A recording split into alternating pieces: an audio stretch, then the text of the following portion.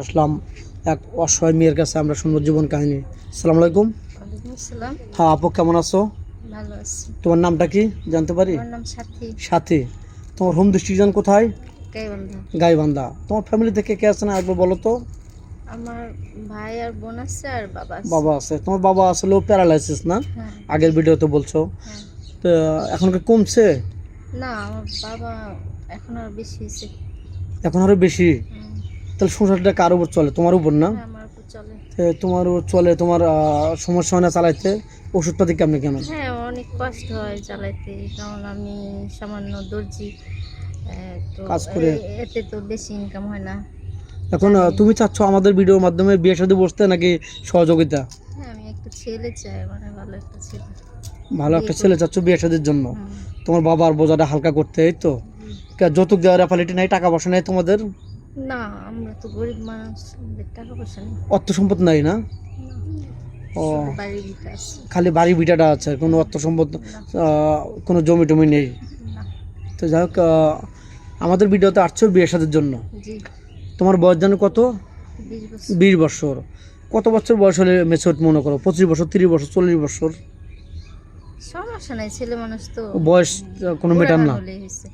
বয়স কোনো ব্যাপার না, তার মনটা ভালো হলে হচ্ছে, এই তো? ভালো হলেই হয়েছে। তুমি তো মুসলমান না? জি। নামাজ কালাম তো পড়া হয়? হ্যাঁ। নামাজ কালাম পড়ো তো? জি। যাও, কোনো প্রবাসী ভাইয়ের ওয়াইফ থাকা অবস্থায় তোমাকে বিয়ে করতে চাইলো, তার ওয়াইফ আছে অসুস্থ বা ওয়াইফ তার কথা শুনে না, যে কোনো কারণবশত তোমাকে বিয়ে করতে চায়, তুমি কি বিয়ে বসতে রাজি?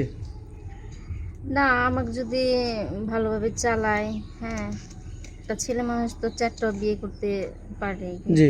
আমাকে ভালোভাবে চালাইলে আমার আপত্তি নেই? আপত্তি নেই। তো যাই হোক, বাংলাদেশের 64 জেলা, তোমার কোন জেলাটা ভালো লাগে? আহ, আমি তো ঢাকা। বলো, কোন জেলাটা ভালো লাগে? রাজশাহী। রাজশাহী জেলাটা ভালো লাগে তোমার? জি। ও, যাই হোক, তোমার বিয়ের পরে স্বামীকে নিয়ে কোন জায়গায় ঘুরতে যাবে? কক্সবাজার যাব। স্বামীকে নিয়ে? জি। অনেক ভালো। কক্সবাজার তুমি সিলেক্ট করছো, স্বামীকে নিয়ে বেড়াতে যাবে না? জি। তো যাই হোক, তুমি রান্না বাড়া করতে পারো? হ্যাঁ, আমি সব পারি। সব পারো? আর খাওয়ার মধ্যে ফেভারিট কি? তুমি কি খেতে ভালোবাসো? আমার ভাত মাংসই, হ্যাঁ, এনাফ। আমি তেমন কিছু চাহিদা নেই, গরিব মানুষ তো। অত এত ভালো মন্দ খাবার। বুঝতে পারছি। যাই হোক, মেয়েটা খুবই সহজ সরল, কথা বলতে খুবই নার্ভাস হচ্ছে, মানে খুবই লাজুক বা লজ্জাবোধ করছে। মেয়েটা খুবই ভালো। তো আপনাদের কারো যদি বউ থাকা অবস্থায় বিয়ে করতে চান, সে বিয়ে অবস্থায় রাজি, কিন্তু বউয়ের অনুমতি লাগবে। কারণ একটা মেয়ে আরেকজনের মেয়েটার কষ্ট দিতে পারবে না, মেয়েটার এটাই কথা।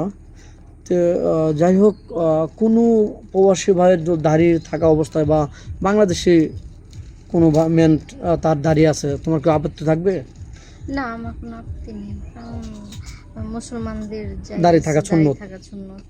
যাই হোক, তার দাঁড়িয়ে থাকলেও তার মেয়েটা কোনো আপত্তি নেই, সে রাজি। তো যাই হোক, ভিডিওটা বাড়াতে চাচ্ছি না। আমাদের নাম্বার দেওয়া থাকবে, মেয়েটার কোনো ফোন নেই। আমাদের নাম্বার দেওয়া থাকবে, কেউ ভিডিও কল দেবেন না, অডিও কল দেবেন। ভিডিও কল দিলে ব্লক করতে বাধ্য হবে। ভালো থাকবেন, সুস্থ থাকবেন, মেয়েটার জন্য দোয়া করবেন। আল্লাহ হাফেজ।